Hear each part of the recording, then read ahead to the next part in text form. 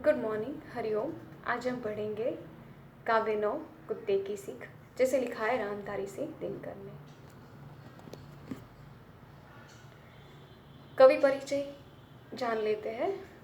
रामधारी सिंह दिनकर का जन्म 1908 में हुआ था और निधन 1974 में। दिनकर जी का जन्म बिहार के मुंगेर जिले के सिमरिया नामक गांव में हुआ था। शिक्षा जगत में इनका बड़ा नाम रहा है। उपनिदेशक रहे हैं, कॉलेज के विभाग के अध्यक्ष रहे हैं, विश्वविद्यालय में कुलपति तक का इन्होंने सफ़र तय किया है। ये राज्यसभा के सदस्य भी रह चुके हैं। इनकी कविताओं में राष्ट्र प्रेम, मानव प्रेम दोनों ही मिलते हैं। ये गांधी जी की विचारधारा से प्रभावित थे। वे प्रगतिशील समाज की चेतना के कवि थे। इनको भारतीय ज्ञानपीठ पुरस्कार से सम्मानित किया गया है। रेणुका, हुंकार, रसवंती इनके काव्य संग्रह है। कुरुक्षेत्र, रश्मिरथी, उर्वशी जैसे प्रबंध काव्य इन्होंने लिखे हैं। अर्धनारीश्वर और रेती के फूल इनके चिंतनात्मक निबंध है। संस्कृति के 4 अध्याय इनकी प्रमुख गद्य रचनाएं हैं। प्रस्तुत काव्य बच्चों के लिए लिखा गया है, जहाँ कुत्ते और करहे की कहानी के द्वारा हमें ये बताया गया है कि कोई भी छोटा या बड़ा, ताकतवर या कमज़ोर जब अपने प्राणों पर बनाती है, जब संकट आ जाता है, तो उसमें एक विशेष शक्ति का संचार होता है। ईश्वर ने ऐसी शक्ति सबको दी है। कवि का नाम है रामधारी सिंह दिनकर, जिनका जन्म 1908 बिहार के मुंगेर जिले में हुआ है। ये पहले रेडियो विभाग में काम कर चुके हैं, फिर सरकारी कॉलेज में प्राध्यापक बने और भारत सरकार के हिंदी सलाहकार भी रह चुके हैं। निधन इनका 1974 में हो गया है। इनकी प्रमुख रचनाएं हैं हुंकार, रेणुका, रसवंती, सामधेनु, धूप छाँव, कुरुक्षेत्र, बापू और रश्मिरथी। आइए कविता की ओर चलते हैं। कि वन में एक घनी झुरमुट थी, जिसके भीतर जाकर एक झुरमुट आसपास उगाए पेड़ पौधों का समूह है, उसे हम झुरमुट कहेंगे। तो ये छोटे छोटे पौधों का समूह है, जिसे हम झुरमुट कहेंगे। कि वन में एक घनी झुरमुट थी, जिसके भीतर जाकर यानी जिसके अंदर एक खरहा यानी कि खरगोश रहा करता था। खरहा एक रहा करता था सबकी आंख बचाकर, कि सबकी आंख से बचकर वो खरहा उधर रहा करता था।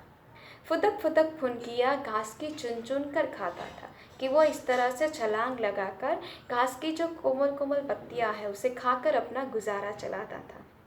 जब भी उसे कोई दूर से कोई लोग दिख जाते थे तो वो झुरमुट में जाके वापस छिप जाता था।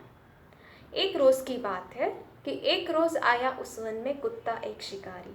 कि एक दिन एक कुत्ता वहां पे आता है जो भूखा है और अपने शिकार की तलाश में है।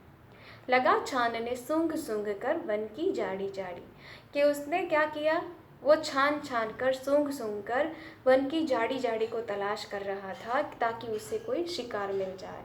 तो वो छानते छानते सूंघते सूंघते वन की जाड़ी जाड़ी को वो सूंघ रहा था अपने शिकार के लिए।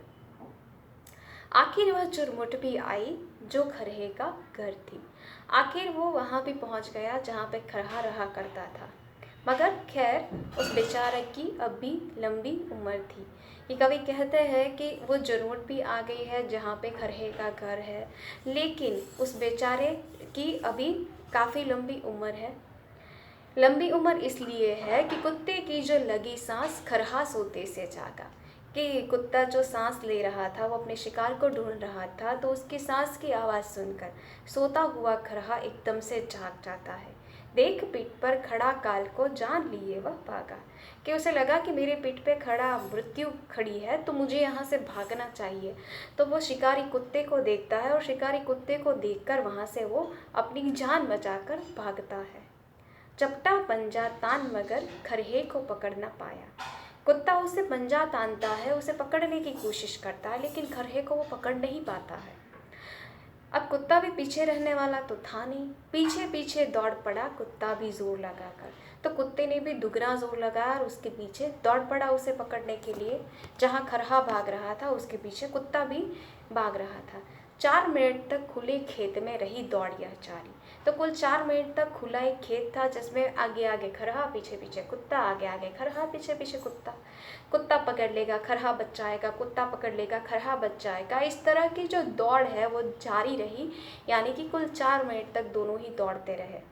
इतने में दौड़ते दौड़ते इतने में आ गई सामने घनी कंटीली झाड़ी।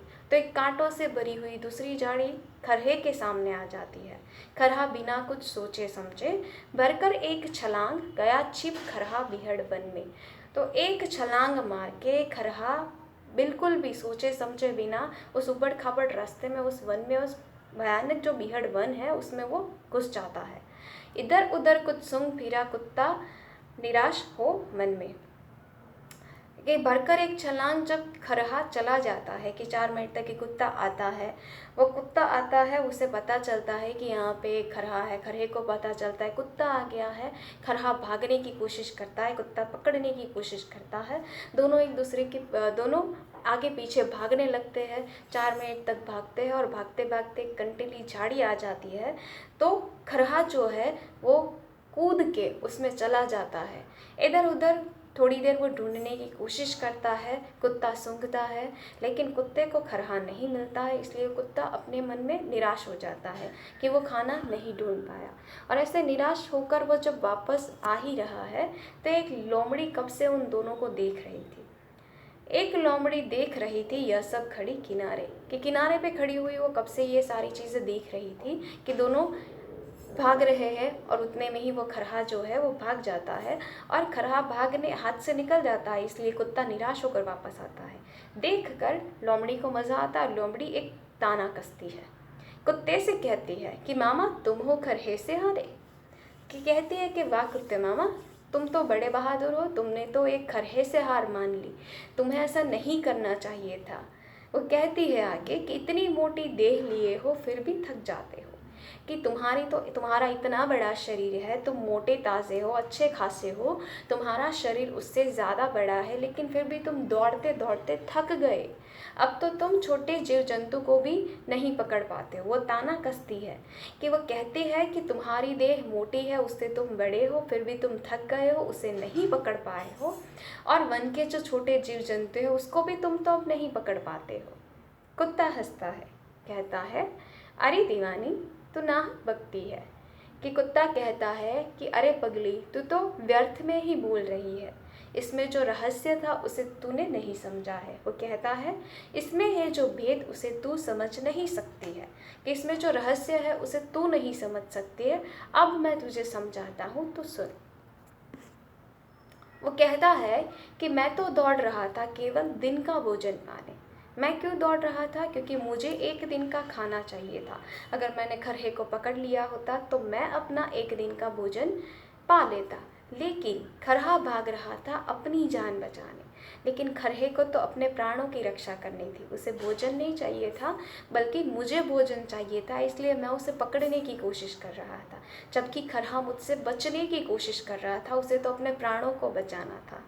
तो अब सुन कि जब शास्त्र ऐसा कहते हैं कि आपको रोटी कमानी है, कि कहते हैं शास्त्र कमाओ रोटी जान बचाकर, कि सारे शास्त्र कहते हैं कि तुम्हें रोटी अपनी जान बचाकर कमानी चाहिए, कि अपना जीवन निर्वाह है वो अपनी जान बचाकर करो। लेकिन अगर संकट में आपके प्राण पड़ जाते हैं तो अपनी सारी शक्ति उसमें लगा दो, कि पर संकट में प्राण बचाओ सारी शक्ति लगाकर। कि तुम्हें जब तुम्हारे प्राणों पर संकट आ जाता है तो तुम्हारी अंदर की जो शक्ति है वह सारी शक्ति लगाकर तुम्हें बचने के प्रयत्न करने चाहिए। तो दिनकर जी के द्वारा इस कथा काव्य से हमें ये बोध मिलता है कि छोटा हो या बड़ा, कमज़ोर हो या ताकतवर, हर एक इंसान में अपने प्राणों को बचाने की शक्ति है और ईश्वर ने हम सबको ये शक्ति दे रखी है। तो शास्त्र ने ऐसा कहा है कि आप अपना गुजारा अपनी जान बचा के करो, और इसीलिए आपको जब प्राण संकट में दिखते हैं तो आपको अपनी सारी शक्ति लगा देनी चाहिए उस प्राणों को बचाने के लिए।